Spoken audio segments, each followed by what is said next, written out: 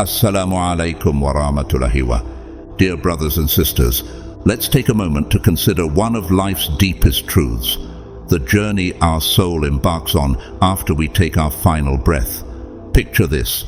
A day will arrive when we're gently laid to rest, wrapped in a simple shroud, with loved ones gathered around, offering prayers for our peace. But what comes next? What will our soul encounter in those first moments after passing from this world? Join me as we uncover this profound journey awaiting us all, reminding us of the tremendous significance of the lives we lead today. Let's begin this journey together, and may it serve as a reminder to prepare our hearts for that ultimate meeting with our Creator. When we die, a profound journey begins for our soul, a journey that every single one of us will inevitably embark upon, whether we are ready or not. The moment the soul departs from the body is unlike anything we can imagine in this life. There's a separation, a moment when the soul realizes it is leaving the physical form it has inhabited for so long. It's a moment of realization, a departure from the world we have known, where our family, friends, comforts and daily struggles existed. The soul leaves the body behind, but it doesn't disappear into nothingness.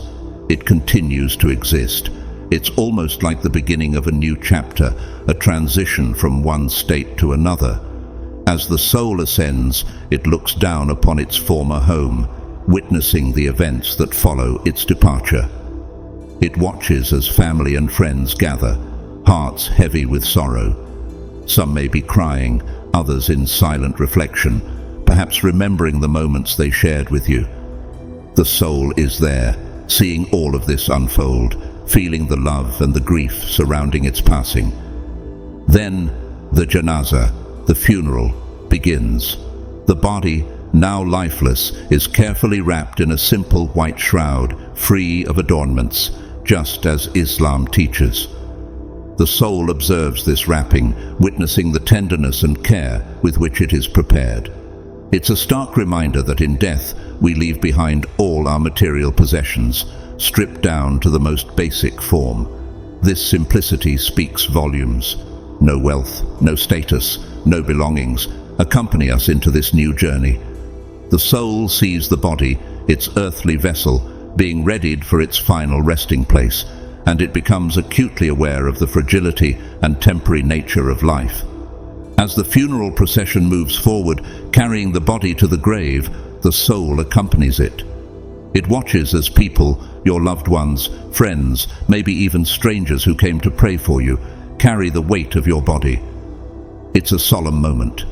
You hear the recitations of prayers, the whispered du'as for mercy and forgiveness. You see their faces, some tear-streaked, some solemn, each reflecting on the reality this moment brings. The soul witnesses everything, each tear, each prayer, and it experiences the gravity of what is happening. When the body is finally placed on the ground just above the grave, it's a significant moment. There lies your body, wrapped in its shroud, awaiting its descent into the earth. For a moment, there is stillness, a pause, as if time itself is acknowledging the weight of what is about to occur. Then the process continues.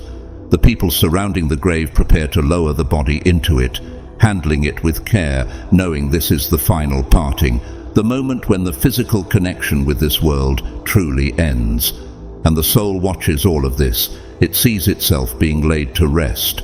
As the body is placed into the grave, the soul descends as well, moving toward the grave, reunited with the body in that confined, dark space. It is surreal to see one's body, which had once been filled with life, laughter, and emotion, now lying still in the earth. Yet there is no denial, no resistance. This is the natural course, the fate of every living being. As the body settles into the grave, the people begin to gather handfuls of earth, slowly placing the dirt into the grave, each handful a gesture of finality. The soul is there, feeling each clump of earth as it falls upon the body, not physically but spiritually, as it piles up, covering you bit by bit. With every handful, the separation from the world above grows more tangible. The soul hears the murmurs of prayers, the sound of the earth being shoveled, the rhythmic thud of soil hitting the ground. It watches as loved ones take turns, their faces strained with the reality of the moment, some hands trembling, others eyes closed, offering silent prayers before dropping the dirt. This is the last act they can do for you, and it is heavy with meaning. You witness their gestures, their expressions of love, loss, and hope for your peaceful rest. Gradually, the grave fills up, the earth covering you entirely, sealing you within. In that moment, the reality of your solitude sinks in. The soul is now fully enclosed within the grave, reunited with the body in a dark, silent space. The people outside finish their task. Some stand in prayer a moment longer, while others begin to slowly walk away. You hear their footsteps, the crunching of gravel, the rustling of leaves as they make their way back to their lives, leaving you behind. This is the beginning of your new existence, an existence where your consciousness continues, even though your physical form lies motionless. The soul is there, fully aware of its surroundings, yet separated from the physical senses it once relied upon. It's a state of profound awareness, a kind of consciousness different from anything experienced in the world above. In the first moments of solitude after the burial, something profound begins to take place. You are now alone in the grave, with the sound of footsteps slowly fading away. It's a unique moment, unlike any other. The soul, still very much conscious, becomes acutely aware of the solitude it is now surrounded by. You hear the last shovelfuls of earth hitting the ground above, and then silence. A darkness envelops you, not the kind you experience when you close your eyes at night, but a deep, still, almost tangible darkness. The reality of being alone settles in. The laughter, voices, and warmth of your loved ones from moments ago are now gone. They've returned to their lives, carrying with them the weight of their loss. You, on the other hand, remain enclosed in the earth. Your senses are different now. It's not like the physical sensations you had in life, but more like an awareness of your surroundings that is hard to describe. You feel the presence of the grave around you, a narrow space that has become your new home. In this quietness, as the soul adjusts to its new state, a new experience unfolds. Two figures approach, the angels Munkar and Nakir. They don't come with menace, but with a purpose. They are here to test you, to ask you questions that are crucial to the next part of your journey. The sight of these angels is awe-inspiring. They are unlike any beings you've encountered before. Their presence fills the grave, and you sense the gravity of the moment. Then, the questioning begins. The angels ask you 3 questions, simple yet profound. What is your deen? Who is your prophet? Who is your Lord? These questions might sound familiar, ones that we think we've known the answers to since childhood. But here, in this state, the answers aren't something you can simply recite. It's not about giving the right words from memory. It's much deeper. The answers are drawn from the essence of your soul, from what your heart truly held on to during your life. In these moments, the soul tries to respond not with words or thoughts, but with the truth that resided in it. It's a remarkable experience. If you lived a life sincerely trying to embody Islam, striving for faith and righteousness, those answers will naturally flow from your heart. They will come out as a reflection of your true self. However, if Islam was only on the surface, a label you carried but did not embody, then your soul struggles. The answers won't come easily because they weren't part of your heart's reality. It's in this space, in the quiet of the grave, that the authenticity of your faith is laid bare. There are no pretenses, no hiding behind actions or words. It is just you, your soul, and the reality of what you lived for. The angels Munkar and Nakir await your responses, and what happens next depends entirely on the state of your heart. The test of the grave, this is the test that many of us believe we are ready for. We go through life learning about our faith, memorizing the basics, What is Islam? Who is the Prophet? Who is Allah? But in the grave, the test is different from anything we've experienced here. It's not about the words you can recite, the knowledge you have in your head, or the arguments you can make. It's about the core of your being, your heart, and what it truly held in life. It's easy to think, I'll be fine, I'm a Muslim, I know the answers. But the scholars have taught us something profound. These answers don't come from the tongue. They aren't verbal responses you can prepare for like an exam. Instead, the answers emerge from the essence of who you were, from how sincerely you embraced your faith. Your heart will speak in that moment. And if your heart was filled with the light of Iman, striving to practice Islam sincerely, the answers will naturally manifest. This reality is both humbling and sobering. Many of us might have lived with a sense of security, thinking our identity as Muslims alone is enough. But the grave doesn't care about labels. It cares about what you embodied. If your life was spent chasing worldly pleasures without concern for your faith, if you didn't strive to truly practice Islam, then Islam was never really in your heart. And when the angels ask, your heart may falter. But if you lived a life of striving, even if imperfectly, then the state of your heart will reflect that. Nobody is asking for perfection. Islam is not about being flawless. It's about the effort, the striving to submit to Allah, to follow His guidance, and to emulate the Prophet Muhammad, peace be upon him, to the best of your ability. It's about the intention behind your actions, the sincerity in your prayers, and the effort you put into living a life of faith. In the grave, this striving becomes your strength. When the angels ask, what is your deen? Your heart responds, Islam. When they ask, who is your prophet? Your heart declares, Muhammad, peace be upon him. And when they ask, who is your Lord? Your heart, filled with love and awe, responds, Allah. If these answers come naturally, you pass the test, and the peace that follows is beyond anything words can describe.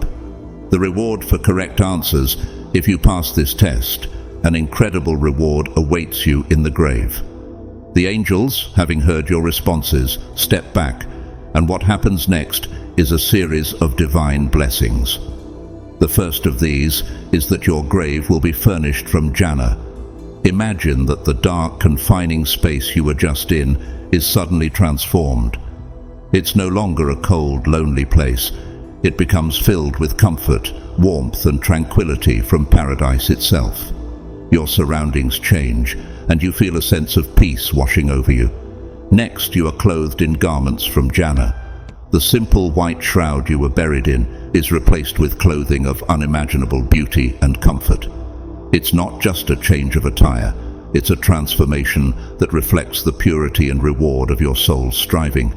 You feel wrapped in serenity, clothed in the garments of a place you longed for all your life. Then, a gate to Jannah is opened for you. Can you imagine? From your grave you catch glimpses of paradise.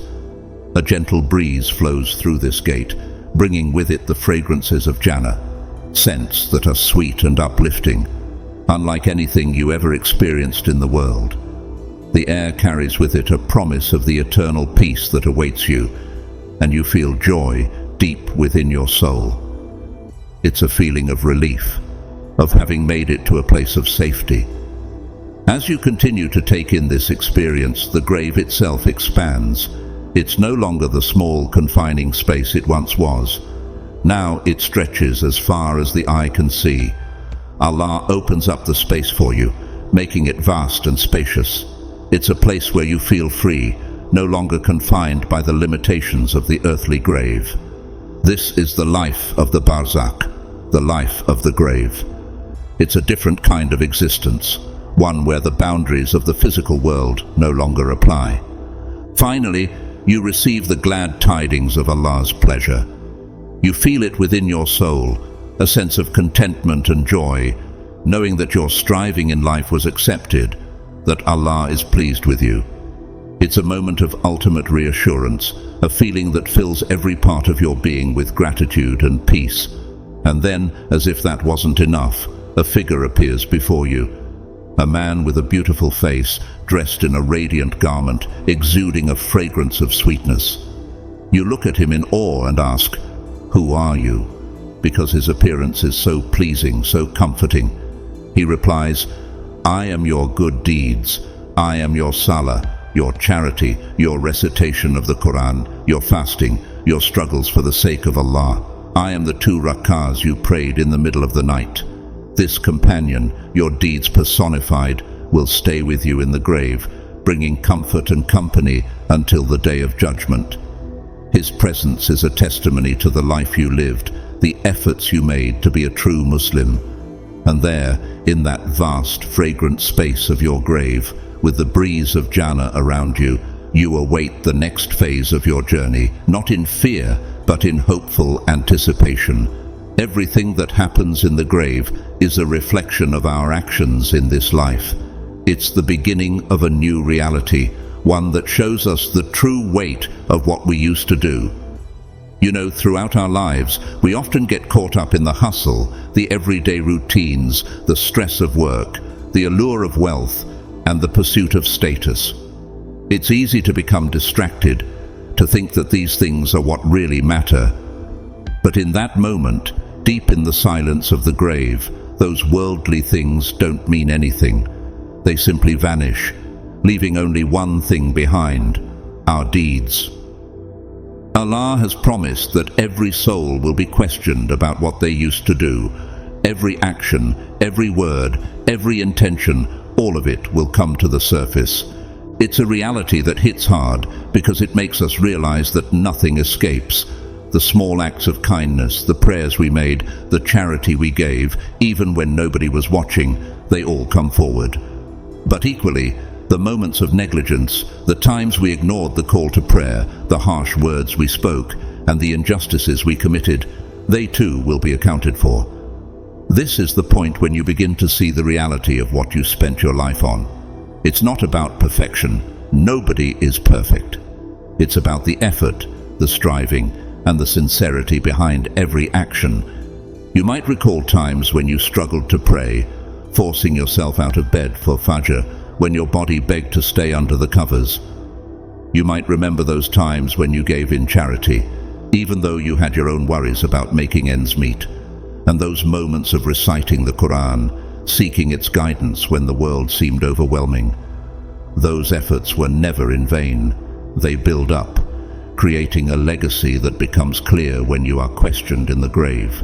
When the soul answers the questions of Munkar and Nakir correctly, it experiences that relief, that peace. The grave becomes a place of comfort, a resting place that reflects the mercy of Allah for the effort you put into your life. But it doesn't end there. Allah, in His infinite mercy, continues to shower His servant with glad tidings. First, there is the furnishing of the grave with items from Jannah. Think about that.